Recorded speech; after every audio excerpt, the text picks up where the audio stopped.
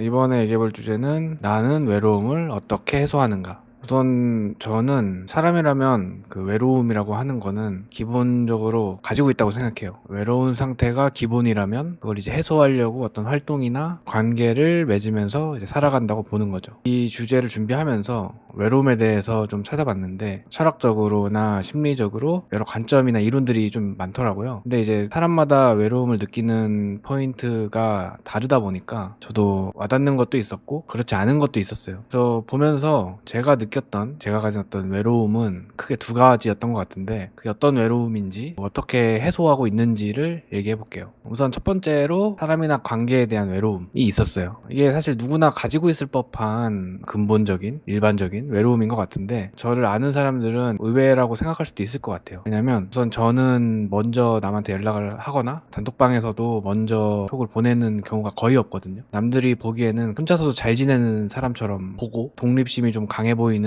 그렇게 보는 것 같아요. 근데 이제 저도 얼마 전에 알았는데 제가 독립심이 강한 게 아니라 그 독립심마저도 그 사람이나 관계에 대한 외로움 때문에 생긴 것 같더라고요. 방어기제처럼. 왜 그런 생각이 들었냐면 원래는 이제 제가 사람을 좋아했거든요. 근데 이제 사람이 여럿 모이면 이제 항상 어떤 사건 사고가 일어나니까 어느 순간부터는 어느 정도 거리를 두게 됐어요. 사람하고. 근데 이제 사람을 좋아하던 사람이 사람하고 거리를 두니까 당연히 외로워지겠죠. 근데 그거를 외롭다고 생각하지 않고 아 내가 독립심이 부족한가 보다 이렇게 생각을 하고 외로움을 해소하는 게 아니라 독립심을 기르는 방향으로 가는 거죠. 그래서 지금은 독립적인 사람이 된 것처럼 보이거나 혹은 독립적인 사람이 된 거죠. 외로움이 없는 건 아닌 거고. 생각해보니까 이 외로움을 해소하기 위해서 길러진 독립심이 외로움을 강화시키는 환경을 만든 것 같기도 해요. 어떤 부분에서 그러냐면 저는 일단 뭐 도움이 필요해서든 심심해서든 어쨌든 제 필요에 의해서 필요 때문에 남에게 연락하는 걸 좀 어려워하거든요. 독립심이 강해져서 그런 것 같아요. 그러다 보니까 먼저 연락을 잘 안 하고 안 하다 보니까 연락 올 것도 좀 없어지고 그렇게 독립심을 기른 게 외로움이 강화될 수 있는 환경을 만들게 됐다고 생각이 들더라고요. 그럼 이제 외로움도 있고 어쨌든 간에 외로운 환경도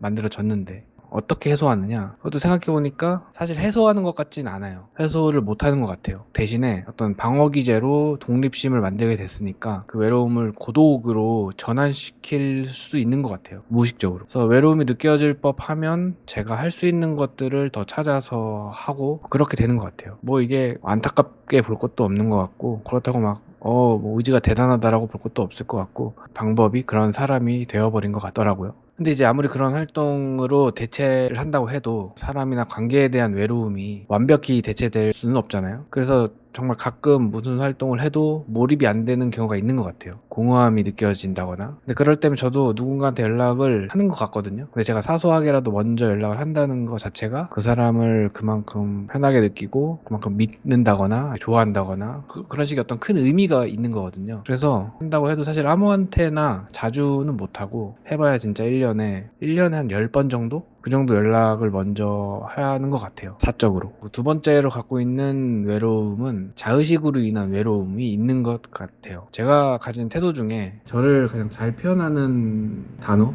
태도가 관조적인 태도라고 할 수 있거든요. 저에 대해서 관찰하고 세상의 어떤 현상이나 구조도 관찰하고 탐구하니까. 근데 이런 것들이 저나 세상을 약간 제3자처럼 이렇게 바라보는 활동이거나 형태잖아요. 그러다 보니까 마치 제가 신이나 귀신이 된 것처럼 삶을 살고 있다기보다 뭔가 삶을 관찰하고 있는 사람처럼 느낄 때가 있어요. 그럴 때 뭔가 뚝 떨어져서 외롭다, 공허하다 이런 걸 좀 느끼는 것 같아요. 그렇다고 뭐 이걸 제가 막 의식적으로 감정적으로 느낀다 뭐 이런 건 아닌 것 같고 그런 상태가 된다를 스스로 인지할 때가 있는 것 같아요. 그래서 이게 어떤 외로운 감정이라기보단 어떤 상태가 되는 것이기 때문에 처음에 말한 사람 관계에 대한 외로움이랑 다르게 어떤 상태가 되는 거기 때문에 해소가 필요하다기보다는 그 상태를 외로움이 아닌 어떤 상태로 받아들일 수 있을까 이런 접근이 좀 더 맞는 것 같거든요. 그래서 저는 관찰자적인 태도로 얻은 통찰을 다른 곳에 대입해보는 어떤 활동, 생각으로 그 상태를 쓸모있게 만드는 것 같아요. 외로운 상태로 만들지 않기 위해. 예를 들면 제가 어떤 상황을 해석하고 인지하는 인지하는 저라는 사람의 패턴을 제가 깨닫고 통찰했다고 한다면 저를 인지한 패턴이 결국에는 또 한 부류의 사람을 이해한 것과 같다고도 볼 수 있잖아요. 그럼 저를 통찰한 게 되게 유용해지는 거죠. 세상을 해석할 때도 마찬가지인 것 같아요. 예를 들면 소개팅 프로그램이 유행하는 걸 보고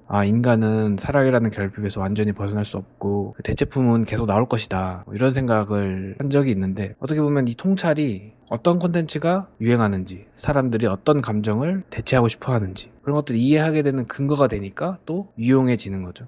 외롭고 공허해진 상태가 되는 거면 그냥 안 해버리면 되잖아 라고 할 수 있는데, 이렇게 쓸모있게 만들 수 있는 가능성이 있다라는 걸 생각해보면 또 이걸 하는 게 꼭 나쁜 것만은 아닌 것 같고, 가장 크게 와닿은 게 이 두 부분이었고, 또 많은 상황 속에서, 다양한 상황 속에서 작게라도 느끼는 다른 외로움도 분명히 있을 것 같거든요. 근데 가장 큰 이 두 가지 예시로만 봤을 때는 저는 뭔가 그 외로움이라는 감정이나 결핍 상태를 해결해야 하는 것보다는 전환시켜야 하는 것으로 반응하고 있는 것 같아요. 관계에서 오는 외로움은 고독으로 전환시키고, 자의식에서 오는 외로움은 어떤 통찰로 전환시키는 것처럼, 그게 어떻게 가능한 것이냐, 그게 쉽게 되는 것이냐라고 하면 저도 잘 모르겠어요. 저도 처음에 말한 것처럼 살아남기 위해서 방어기제로 그냥 이렇게 살다 보니까 만들어진 방식이다 보니까, 그래서 뭐 어쨌든 정리하자면 저는 외로움을 이겨내는, 극복하는 것보다 버텨내기 위해서 다른 형태로 전환하는 그런 사람이라고 할 수 있을 것 같아요.